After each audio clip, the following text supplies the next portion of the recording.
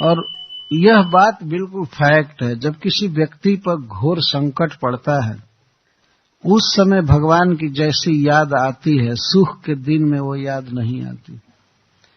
दुख पड़ जाता है तो उस समय लगता है, हे कृष्ण, अब आपके बिना हमारा कोई नहीं है, इस दुख से कोई पार नहीं करेगा। तो दुख के समय में जो भगवान को पुकारना होता है, उस पुकार में और रोज की आरती घुमाने में बहुत अंतर है। आप ऐसे तो रोज ओम जय जगदीश हरे कह करके घुमा दे आरती, भगवान को दिखा दे, लेकिन जो दुख में भगवान की याद आती है वो और ही होती है। कुंती महारानी को यह अनुभव है कि जब जब दुख पड़ा है और जिस तरीके से हमने पुकारा आपको, तो वो सुख के दिन में नहीं हो पाएगा। हो सकता है हम लोग राज्य पा करके भूल जाए सुख में, इसीलिए हमारे जीवन में विपत्तियां आती रहे। तत्र तत्र तत्र तत्र का अर्थ है सर्वत्र, सब समय सब देश में हम पर विपत्तियां पड़ी रहें, जिससे कि आपका स्मरण हो और आप आवे, आपका दर्शन हो। आपका दर्शन ही सबसे बड़ा सुख है। तो संपूर्ण वैदिक इतिहास में यही एक भक्त है कुंती, जो भगवान से विपत्ति मांग रही है। प्रकारांतर से वो विपत्ति नहीं मांग रही है, वो मांग रही है भगवान का दर्शन, भगवान से भेंट होना। तो भगवान ने कहा कि बुआ जी, आप इस तरह से क्यों विपत्ति मांग रही हैं? सब लोग तो संपत्ति मांगते हैं। कुंती महारानी कह रही हैं कि ये संपत्तियां, ऊंचा पद, धन, सुंदर शरीर, विद्या, ये सब जीव के कल्याण में बाधक हैं, श्रेय में ये परिपंथी हैं, विघ्न डालने वाले हैं। जन्म ऐश्वर्य श्रुत श्री भी रेधमान मदह पुमान नैवार्हत्यभिधा तुम वै त्वाम किंचन गोचरम। इस संसार में ऊंचे कुल में जन्म लेना और फिर कोई पद पा जाना, सुंदर शरीर होना और विद्या प्राप्त करना, ये चार जो हैं भक्ति में बहुत बड़े बाधक।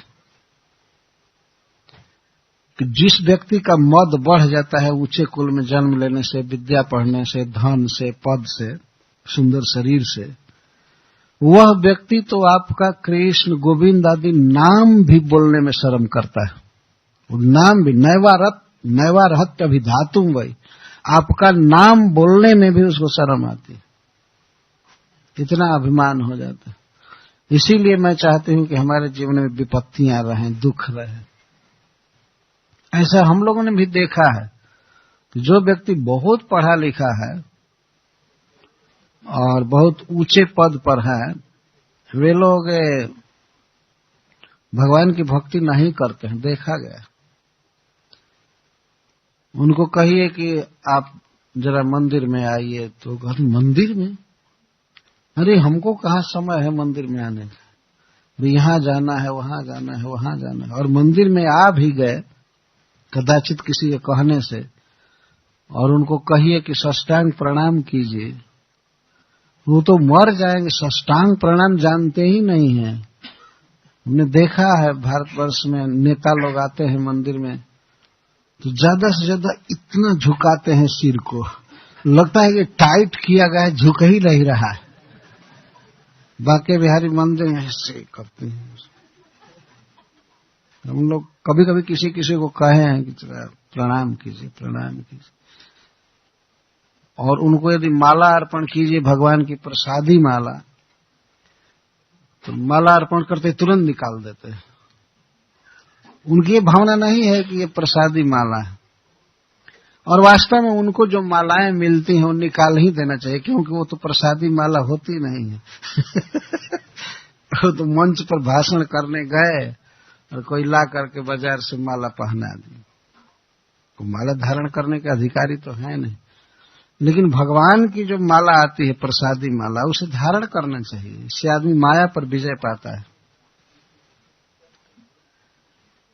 लेकिन जो बहुत ऊंचे कुल में जन्म लिया है और खास करके बहुत धन है, बहुत विद्या है, पद है, सुंदर शरीर है, तो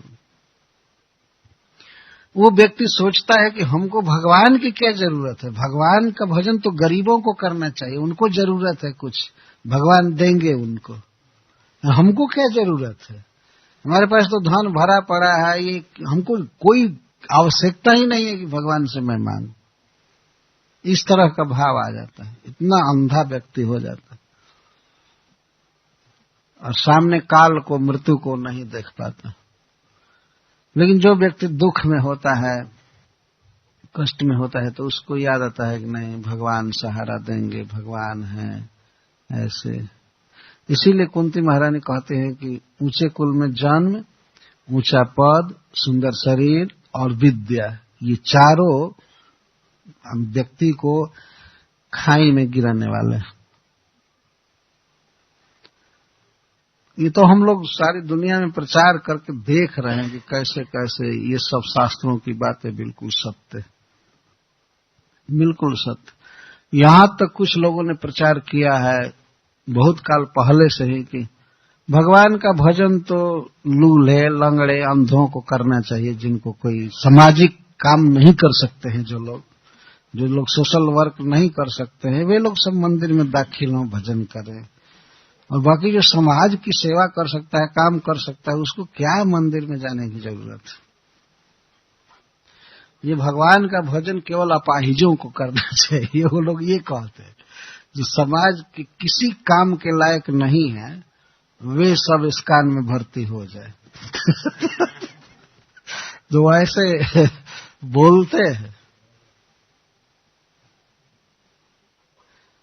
और यहां तक कि हमने देखा है अपनी आंखों से, अगर मंदिर में किसी बड़े व्यक्ति को कहिए कि आप प्रसाद ले लीजिए, खा लीजिए, तो हम कभी फ्री नहीं खाए, हम कभी फ्री नहीं खाए, हम क्यों खाएं? तो अभिमान में वो कुछ पैसा निकाल करके देते हैं। हम खाए तो फ्री नहीं खाए, वो प्रतिदिन फ्री खा रहा है। वो जब व्यक्ति कहा कि हम फ्री नहीं खाते हैं, तो मैंने कहा कि जब से जन्म लिए हो सूरज का प्रकाश ले रहे हो ना, ये तुम्हारे बाप का है। ये सूरज का लाइट, इसका बिल अगर आ जाए तो दे सकोगे? हवा में सांस ले रहे हो, पृथ्वी पर चल रहे हो, पानी पी रहे हो, अपने साथ लाए थे क्या? ये सब फ्री में मिल रहा है कि नहीं? तो व्यक्ति शर्म में पड़ा।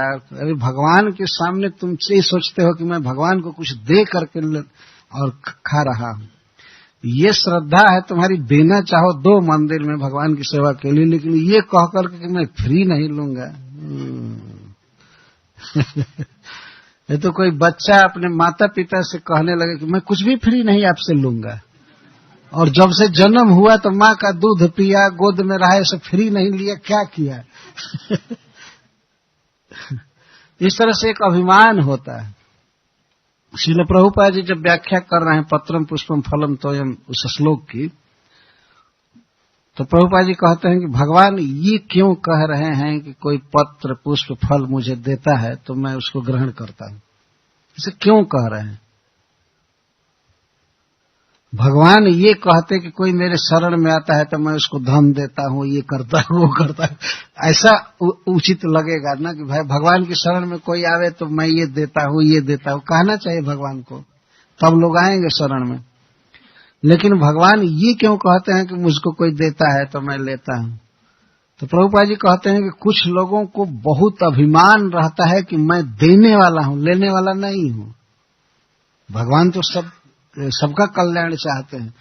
कुछ लोगों के मन में वास्तव में होता है कि मैं किसी से ले नहीं सकता, मैं देने वाला हूं।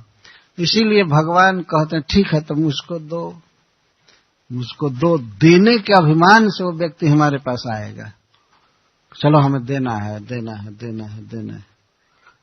तो भगवान के पास चाहे कोई लेने के लिए आवे चाहे देने के लिए आवे, कल्याण तो उसका होगा ही। तो कुछ ऐसे लोग हैं जो दाता के अभिमान में रहते हैं कि मुझे देना है, लेना नहीं है, तो ठीक है देने के लिए आओ या लेने के लिए आओ। जैसे भी भगवान कृष्ण के पास आना चाहिए।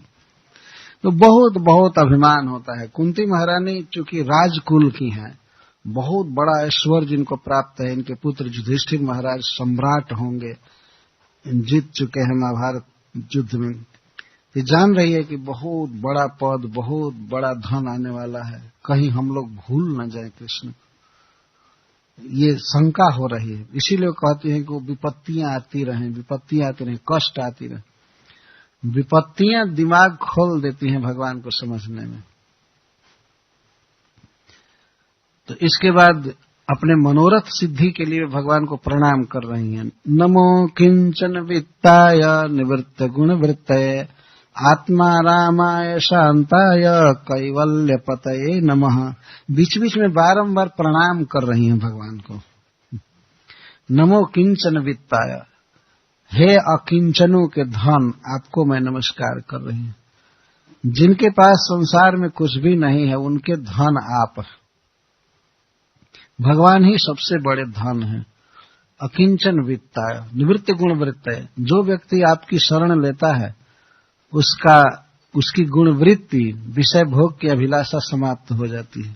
आत्मा रामाय शांताय, आप अपने स्वरूप में रमण करते हैं, संसार के भोगों में आसक्त नहीं हैं, आप शांत हैं और आप ही मुक्ति देते हैं, वैकुंठ देते हैं। आपको मैं प्रणाम कर रही हूं। तो भगवान इस बात पर कहते हैं, ननु देवकी पुत्रम माम कथम एवं स्तौसी। बुआ जी, मैं तो देवकी का पुत्र हूं, अब क्यों मुझको ईश्वर कह रही हैं, क्यों ऐसा कह रही हैं? तब कुंती जी कहते हैं, मन्ये त्वाम कालमीशानम अनाद निधनम विभुम समम चरंतम सर्वत्र भूतानाम जन्मिथः कलि। मन्ये, मैं जानती हूं कि आप कौन हैं। आप मेरी भाभी देवकी का पुत्र बने हैं, ये तो सत्य है, पुत्र रूप में अवतार लिए हैं, लेकिन आप वास्तव में ईश्वर भगवान हैं। मन्ये त्वाम कालम, आप ही काल हैं, आप ही जगत की सृष्टि करते हैं, विनाश करते हैं, और आप नियंता हैं, कंट्रोलर हैं। मन्ये त्वाम कालम ईशानम अनादि निधनम, आपका न आदि है न निधन है, आप आदि अंत से शून्य हैं, आप सदा से हैं और अनंत काल तक रहेंगे। भगवान का ये स्वरूप है। हम लोग ऐसे नहीं हैं, एक निश्चित डेट पर जन्म हुआ है और एक निश्चित डेट पर समाप्त हो जाएगा शरीर। लेकिन भगवान श्री कृष्ण अनादि निधनम, उनका वास्तव में कोई जन्म नहीं है, वो तो केवल प्रकट होते हैं इस संसार में, तो उसके बहुत पहले से। भगवान गीता बोल रहे हैं, अकस्मात उन्होंने अर्जुन से कहा कि इमं विवस्वते योगम प्रोक्तवान अहम अव्ययम विवस्वान मनवे प्राह मनोरिक्ष्वा कवे ब्रवीत। अर्जुन, जो तुमको मैं ज्ञान दे रहा हूं, योग का उपदेश कर रहा हूं, इस योग का उपदेश मैंने पहले विवस्वान को किया था। विवस्वान को किए थे कब? तो भगवान कहते हैं बहुत पहले, तो कोटि कोटि वर्ष पहले, उसमें अपने आप ध्वनित हो गया। तो अर्जुन पूछते हैं, अपरम भवतो जन्म परम जन्म विवस्वतः, क्या सूरज से भी पहले के आप हैं? विवस्वान से भी पहले के हैं क्या आप? अरे विवस्वान जो सारे जगत को आलोक देते हैं, जो सूर्य लोक के स्वामी है उनका नाम है विवस्वान, और जो चंद्र लोक के स्वामी है उनका नाम है सोम। तो आप विवस्वान को ज्ञान दिए थे, विवस्वान आपके शिष्य हैं, तो क्या विवस्वान से भी पहले आप जन्म लिए हैं?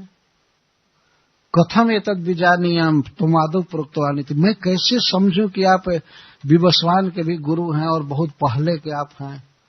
अरे आप तो लगभग हमारे समवयस्क हैं हमारे साथी हैं। तब भगवान कहते हैं, बहुनी में व्यतीतानि जन्मानि तव चार्जुना तान्यहम वेद सर्वाणि न तुम वेद परम तप। हे परम तप, मेरे बहुत बहुत अवतार बीत चुके हैं और तुम्हारे भी।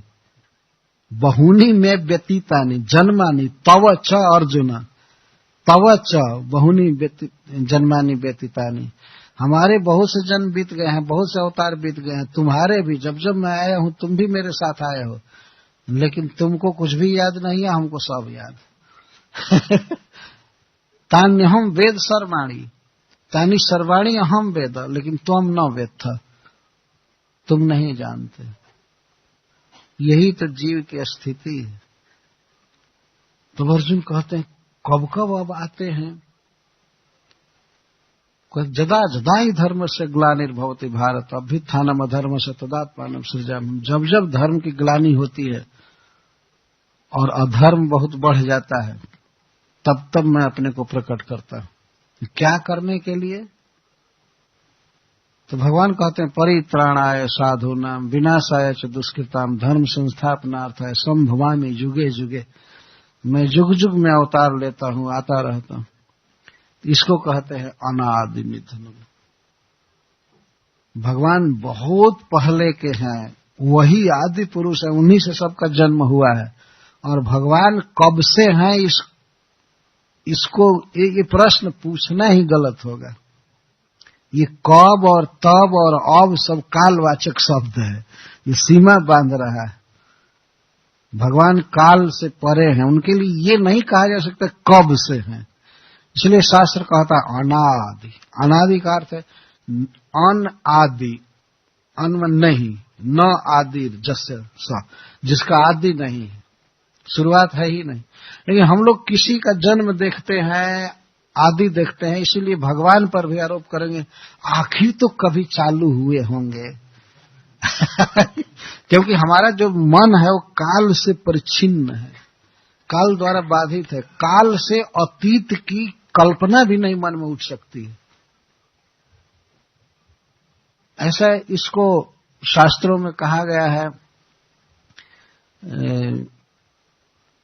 अध्यास। संस्कृत में अध्यास, किसी चीज का अध्यास हो जाना दृढ़। तो अध्यास का ये अर्थ होता है, जैसे आपने देखा होगा बच्चे घुमरी परेता खेलते हैं, घुमरी कोई घुमा दे उनको जोर से, घुमा दे तो आंखों में उद्घूर्णा छा जाती है, घुमरी छा जाती है।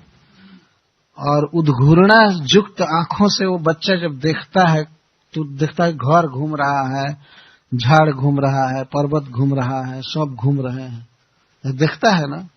ये हम लोग भी खेल करके देखे हैं।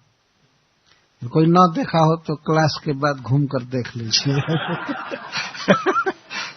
अगर 10-20 बार घूम गए तो लगेगा कि ये सब घूम रहा है, लेकिन कुछ भी नहीं घूमता है, जो जैसे है वैसे है। घुमरी छा जाती है आंखों में। तो उद्घूर्णा युक्त आंखों से जब हम देखते हैं तो अचल वस्तुएं भी सचल दिखाई देती। और उस समय कोई कहे कि नहीं नहीं नहीं ये चल नहीं रहा है, तो वो व्यक्ति मानेगा ही नहीं, वो दिखता है कि घूम रहा है। तो इसी तरह से हम लोग इतना परिच्छिन्न बुद्धि वाले हो गए हैं, किसी चीज की शुरुआत देखते हैं, किसी का मरण देखते हैं, किसी का आदि अंत देखते हैं, खराबी देखते हैं, मनुष्यों के शरीर में रोग दुख, क्योंकि यही हमारे पास दृष्टि है, और दृष्टि है ही नहीं। वो दृष्टि नहीं है जिस दृष्टि से भगवान पर विचार किया जाए। यही जीव की परवस्था है। कुंती महारानी जैसा भक्त समझता है कि श्री कृष्ण अनादि हैं। ऐसा नहीं कि केवल मथुरा के कारागृह में उनका जन्म हुआ और तब से कृष्ण है। तो कभी कभी लोग पूछते हैं आप लोग हरे कृष्ण पहले गाते हैं, लेकिन पहले तो भगवान राम आए, कृष्ण तो बाद में आए। बाद में आए, भगवान के बाद में और पहले का कोई प्रश्न ही नहीं है। भगवान तो बारंबार आए हैं। द्वापर के अंत में वे आए वसुदेव जी का पुत्र बन करके, लेकिन इसके पहले कह रहे हैं कि मैंने विवस्वान को पढ़ाया था, मैंने ब्रह्मा को पढ़ाया था। तो वही कृष्ण पढ़ाए थे। और आने जाने से क्या हुआ? और मान लीजिए प्रभुपाद जी मंदिर बनाए हैं और कहीं मान लीजिए वे 2002 में आ जाए, तो कोई कहेगा कि ये बाद में आए हैं। पहले भी आए थे, बाद में भी आए हैं, आते रहेंगे। जदा जदा ही धर्म से ग्लानिर्भविष्यति भवति भारत। जब जब धर्म की हानि होगी भगवान आएंगे, बचाएंगे, करेंगे। तो इस तरह से वे अनादि हो और निधनम, और सबका हम लोग विनाश देखते हैं, सुनते हैं, लेकिन भगवान का कभी विनाश नहीं, कभी नहीं। वो जैसे सुंदर हैं, जैसे किशोर अवस्था के हैं, जितना धनी है, ज्यों के त्यों बने रहेंगे,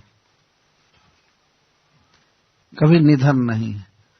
पर मनुष्य समाज इतना मूर्ख है कि वो दिखाता है कि देखो कृष्ण किस तरह से मर गए।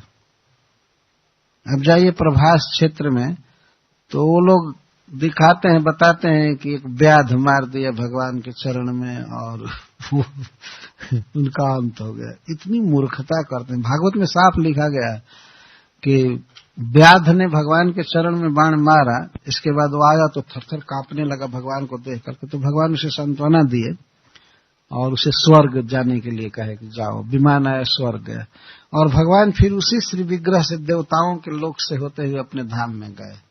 स्पष्ट लिखा गया। भगवान की कभी इच्छा भी हो जाए कि मैं मरूं तो मर ही नहीं सकते हैं। भगवान कई बात के लिए वे विवश हैं। भगवान भी लाचार हैं किसी किसी बात के लिए। भगवान आनंद घन है। अगर भगवान कभी ये सोचे कि मैं जरा देखूं कि दुख कैसा होता है, मैं दुखी होना चाहता हूं, बहुत दिन सुखी रह गया, अब मैं दुखी होना चाहता हूं, तो भगवान दुखी हो ही नहीं सकते, क्योंकि वो आनंद घनीभूत हैं। जैसे भगवान सूर्य कभी ये सोचे कि रात कैसी होती है, जरा उससे मुलाकात में कर लेता। रात कैसी होती है, रात को स्त्रीलिंग में स्त्री भी कहेंगे, तो रात कैसी होती है जरा उससे मैं भेंट करना चाहता हूं। तो भगवान सूर्य जहां जाएंगे तो करोड़ों करोड़ों माइल पहले ही अंजोर हो जाएगा, और रात से भेंट होगी ही नहीं। करोड़ों योजन तक तो प्रकाश छा जाएगा, रात का प्रश्न ही नहीं। वैसे ही भगवान अगर चाहें कि हम दुखी हो जाएं, वो हो नहीं सकते, और भगवान की अभिलाषा हो कि मैं मर जाऊं, मर ही नहीं सकते हैं, ये संभव नहीं है। एक व्यक्ति कथा कह रहे थे वृंदावन में, तो कह रहे थे किसी किसी बात के लिए भगवान बहुत लाचार है। तो बता रहे थे कि भगवान की एक लाचारी यह है कि उनकी शरण में कोई आवे तो उसको त्याग नहीं सकते। तो प्रकारांतर से भगवान का गुण गा रहे थे। भगवान कभी गरीब होना चाहे हो ही नहीं सकते, भगवान दुखी होना चाहे हो नहीं सकते, भगवान अज्ञानी बनना चाहे बन ही नहीं सकते, क्योंकि भगवान का स्वरूप है ज्ञान, ऐश्वर्य, आनंद, सच्चित आनंद। इसलिए कुंती महारानी कह रहे हैं आप अनाद निधनम समम चरंतम सर्वत्र भूतानाम जन्मिता कली।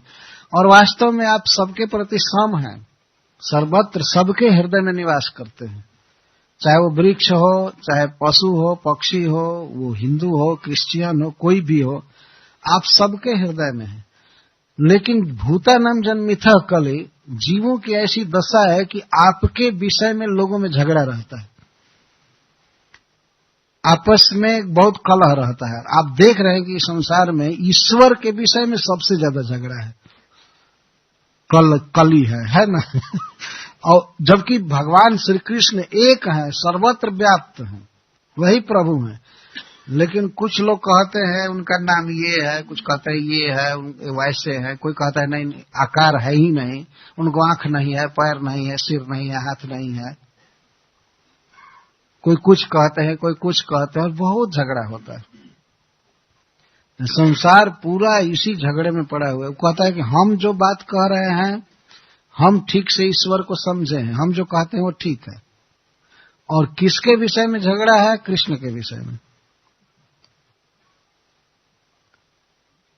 अनेक प्रकार के मत प्रचलित है। आप किसी भी व्यक्ति से पूछिए संसार में कि आप किसकी पूजा करते हैं, तो वो कहेगा भगवान की।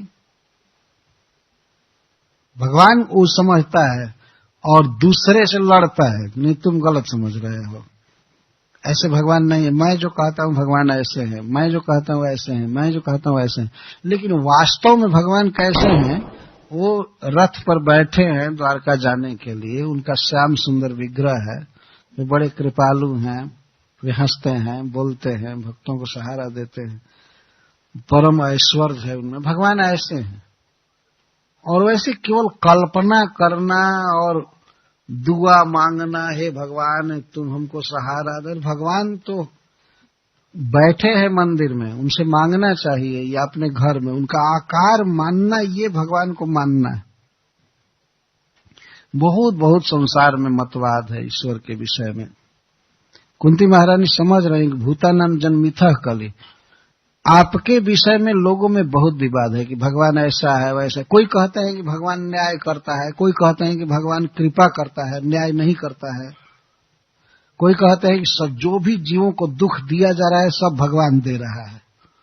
कुछ लोग ऐसा कहते हैं और खुलम खुला कहते हैं। एक हिंदी में गीत पहले प्रचलित था, गाते थे कि दुनिया बनाने वाले का तेरे मन में समाई है, तूने काहे को दुनिया बनाई है। हे ईश्वर, तुम दुनिया को क्यों बनाया और बना करके इतना लोगों को दुख में क्यों झोंक दिया। अब बताइए, भगवान को बुद्धि नहीं है, अब इनको अपना मंत्री बना करके रचना करें तब तो ठीक करेंगे। क्यों बनाया भगवान? भगवान गलती कर रहा है, ये कर रहा है, वो कर रहा है। किसी से हम लोग कहते हैं आप जरा भजन कीजिए, भगवान का नाम लीजिए, तो कहते हैं भगवान चाहता ही नहीं है कि हम भजन करें। तो पूछा आपको कैसे पता लग गया कि भगवान नहीं चाहते? कोई फोन आया था क्या कि आप जप मत कीजिए, आप जप मत कीजिए, अभी रुकिए। लेकिन वो मानते नहीं, सीधा कहते नहीं चाह रहे। कोई कहता है आप कहिए कि भजन कीजिए, जप कीजिए भगवान का, तो कहते हैं जब चाहेंगे भगवान तो होगा। बोले आप क्या चाहते हैं? भगवान तो चाहते हैं कि सब लोग भजन करें, लेकिन आप क्या चाहते हैं?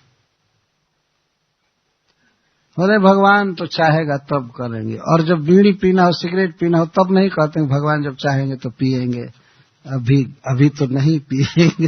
जब भगवान का आदेश आएगा तो पिएंगे। तो भजन करना है तब छोड़ देते हैं सीधे, कि जब लगता है कि भगवान डायरेक्ट उनसे आकर के कहेगा तब करेंगे भजन। तो भगवान के विषय में बहुत बहुत धारणाएं हैं लोक में। भगवान ऐसा है तो ऐसा है, तो ऐसा है तो ऐसा है।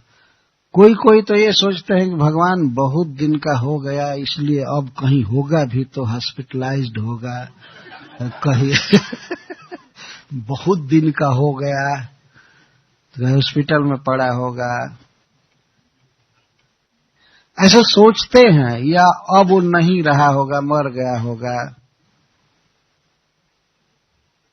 और कुछ लोग कहते हैं कि नहीं, भगवान है ही नहीं, वास्तव में कोई शक्ति है जो चला रही है संसार को, भगवान नहीं है। ऐसा खुलम खुला प्रवचन करते हैं। एक बार रसिया में मीटिंग हुई थी कुछ मूर्खों के बीच, तो वे लोग प्रस्ताव क्या रखे, ये न्यूज़पेपर में छपी हुई बात में कहूं, बड़े बड़े लोग जुटे थे और वो लोग प्रस्ताव रखे कि जो ईश्वर, जो भगवान इस संसार को रचा चला रहा, बहुत दिन मालिक रह गया, उसको उतारना चाहिए गद्दी से, उसको हटाना चाहिए। क्योंकि वहां साम्यवाद, कम्युनिज्म चलता था, तो उसको हटाना चाहिए, ईश्वर को अब गद्दी से उतारना चाहिए। तो बाद में निकला था कि एक व्यक्ति ने कहा कि कहाँ रहता है जहां से उसको हटाया जाएगा। मॉस्को में रहता है। कौन जाएगा हटाने के लिए? ये 2 दिन के कीड़े मकोड़े मच्छर जैसे, और भगवान को हटाएंगे, ये करेंगे, वो करेंगे, और अपने आप ही हटकर चले जाते हैं, मरघट में चले जाते हैं। इतने लोग जन्मे और मर गए, लेकिन भगवान की जो व्यवस्था है चल रही है। भगवान ने बनाया व्यवस्था कि सूर्य इस समय उगेगा, इस समय डूबेगा, ऐसे चलेगा, ये सीजन्स बदलेंगे, वर्षा होगी, जाड़ा आएगा, ये आएगा।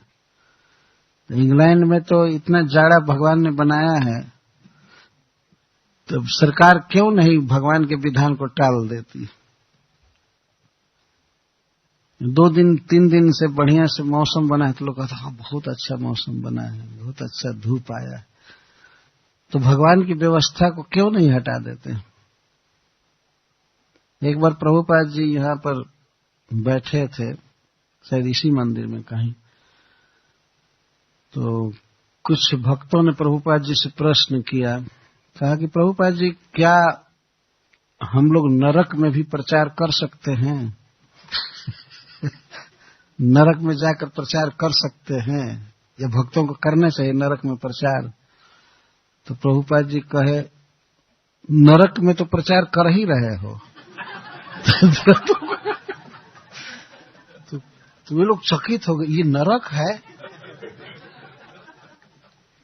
चकित होकर पूछने लगे, प्रभुपाद जी इंग्लैंड नरक है? तो कहते हैं, नरक में भी इतना ठंडा नहीं पड़ता है। नरक इससे बेटर है। वो प्रभुपाद जी कहे, नरक में भी इतना कोल्ड नहीं है।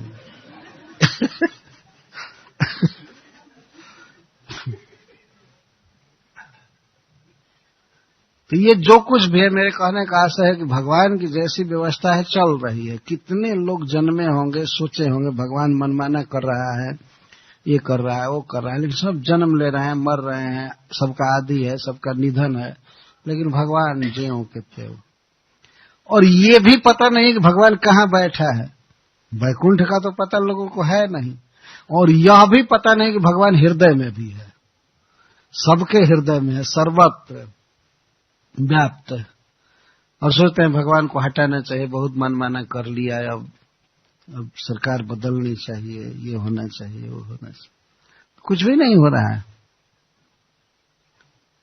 सब कीड़े मकोड़े सोच करके मर जाएंगे, चले जाएंगे, लेकिन भगवान की जो व्यवस्था है रहेगी।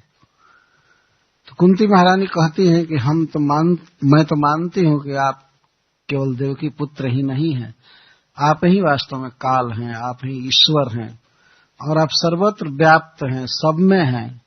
पर फिर भी आपके विषय में लोगों के मन में बहुत मतभेद है, भिन्न भिन्न मतवाद संसार में प्रचलित, और सब चीज की निश्चित डिफिनीशन है, परिभाषा है, सबका स्वरूप है, लेकिन ईश्वर ही एक ऐसी वस्तु है जिसके विषय में लगता है कि जो सोच दे वही ठीक है ना।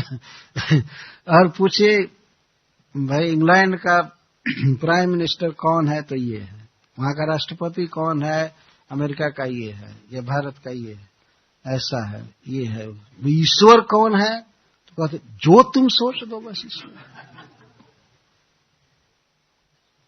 जो सबसे ज्यादा डिफिनिट बात है, निश्चित है, उसके विषय में कल्पना हो रही, सबसे सुस्थिर बात है, सबसे कंप्लीट और क्लियर बात है कि भगवान है, और उनका नाम है श्री कृष्ण। उनके बहुत से नाम है, सबसे ज्यादा क्लियर बात है। जो सबसे क्लियर है उसके विषय में सबसे ज्यादा विवाद हो रहा है, भगवान के विषय में सबसे ज्यादा विवाद हो रहा है। और लोग कहते हैं तुम मन में जो भी सोचोगे वही भक्ति हो जाएगी, जो करोगे वही पूजा हो जाएगी, इतना तक कहते हैं। और तुम जिसको भी मान लो वही भगवान हो जाएगा। एक बार एक व्यक्ति से पूछा किसी ने, बॉम्बे की बात है, कि आप नहीं, ऐसे एक शिष्य ने पूछा एक गुरु से कि गुरु महाराज आप कौन हैं, आपका क्या रियल आइडेंटिटी है? तो गुरु जी कहते हैं तुमको क्या लगता है मैं कौन हूं? वो पूछता है कि आप कौन है, तो गुरु जी पूछे शिष्य तुम्हारे दृष्टि में मैं क्या हूं, क्या तुम देखते हो? तो वो कह दिया मैं तो देखता हूं कि आप साक्षात परब्रह्म, परमात्मा, परमेश्वर हैं। तो गुरु जी कहते तुम्हारी दृष्टि बिल्कुल परफेक्ट है। तुम गलत सोच ही नहीं सकते। बाप रे।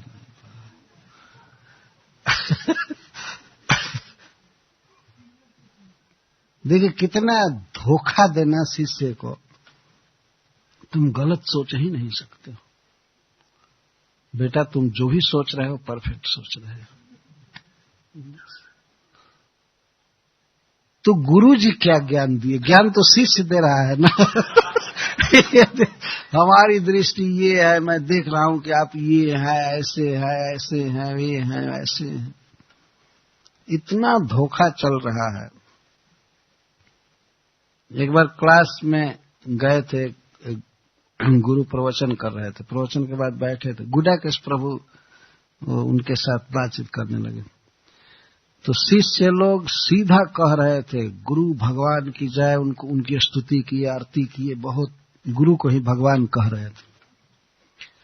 तो ये बात सहन नहीं हुई। गुडाकेश जी पूछे कि आप भगवान हैं? गुरु से पूछे तो वो चुप हो गए। जब आपके शिष्य लोग कह रहे हैं कि आप भगवान हैं, परब्रह्म है, परमात्मा है, तो आप इनको मना क्यों नहीं कर रहे हैं? तो वो कहे कि मैं शिष्यों का दिल नहीं दुखाना चाहता। तो गुडाकेश जी कह दिए, ऐसा क्यों बोलते हैं, ऐसा क्यों बोलते हैं? अरे शिष्य तो बेवकूफ है, कुछ भी कह सकता है। वो तो एक कुत्ता को गली में देख करके कह सकता है, हाथी निकला, हाथी निकला, हाथी निकला, तो मान लिया जाएगा कि हाथी है,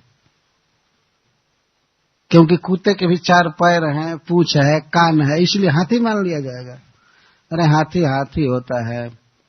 तो आप क्यों अपने को स्वीकार करते हैं कि मैं ईश्वर हूं, भगवान हूं? और वास्तव में देखिए दुस्साहस, किसी भी मनुष्य को यह कैसे दुस्साहस होता है अपने को भगवान कहलाने में? क्या उसकी विशेषता है, क्या ज्ञान है, क्या ऐश्वर्य है? कुछ भी नहीं। तो हमें इन सब बातों को समझना चाहिए।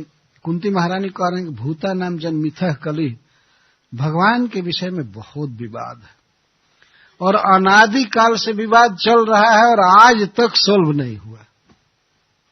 जिसके मन में जो भी आ जाए, बस जो भी विचार आ जाए, बस वो सोचता है मैं भगवान का भजन कर रहा हूं, मैं भगवान का भजन कर रहा हूं, मैं भगवान का भजन कर रहा हूं, मैं भगवान का भजन कर रहा हूं। एक तरफ कहा जाता है कि आप महामंत्र का जप कीजिए, ये कीजिए, वो कीजिए, तो कोई कहता है कि नहीं हम दूसरा करेंगे, कोई कहता है कुछ करेंगे। और कुछ लोगों का तो काम ही है श्री विग्रह की आलोचना करना।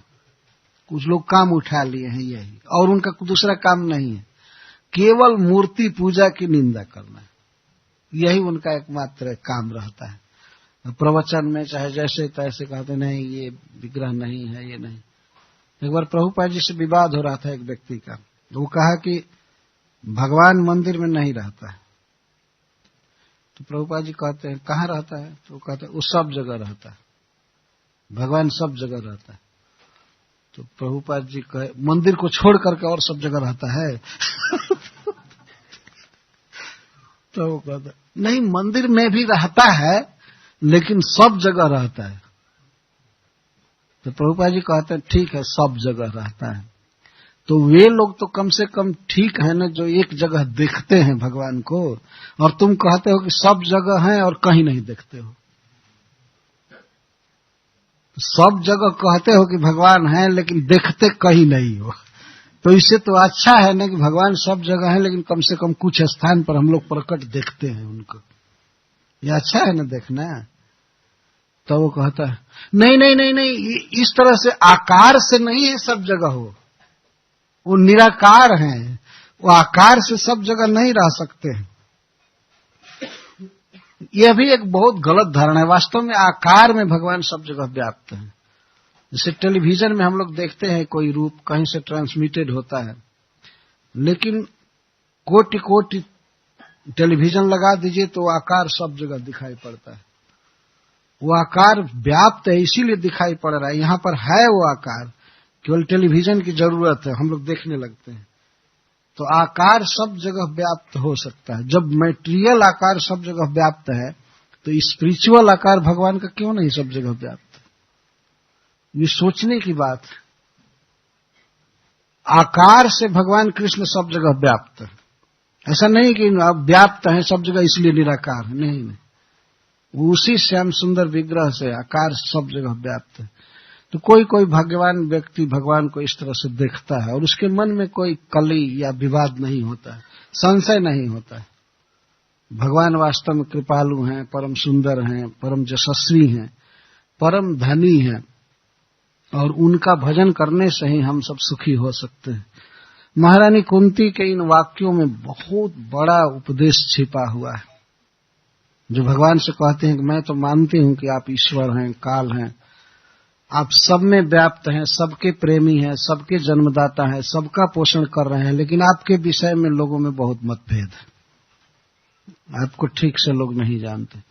अभी कुंती के समाज में जो बातें हो रही थी उसको भी कह रही है। कुछ लोग समझते हैं कि आप दुर्योधन के बैरी हैं, और कुछ लोग समझते हैं कि आप अर्जुन के मित्र हैं, तो ऐसे हैं तो ऐसे हैं, लेकिन वास्तव में आप अर्जुन के और दुर्योधन के दोनों के लिए सम हैं।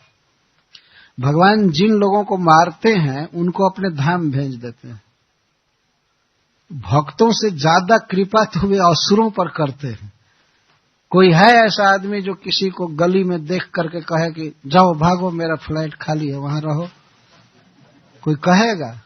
लेकिन भगवान यहाँ से किसी को मार करके उसको गति देते हैं, बैकुंठ भेज देते हैं। तुम जाओ, यहाँ रहने लायक नहीं हो, यहाँ तुम डिस्टर्ब कर रहे हो मेरे धाम में जाओ। तो क्या भगवान किसी के बैरी हैं? नहीं, संभव ही नहीं है। भगवान तो सबके प्रति स्नेह करते हैं। इसलिए कुंती कह रहे हैं कि आप अर्जुन के और दुर्योधन के दोनों के लिए बिल्कुल सम है। अर्जुन आपको चुने अपने सारथी के रूप में और दुर्योधन सेना ले गया, तो भगवान अब क्या करें? लेकिन भगवान वास्तव में सम है सब जगह, सबके लिए। जो उनसे प्रेम करे वो करने के लिए तैयार। हरे कृष्ण। जय श्रील प्रभुपाद।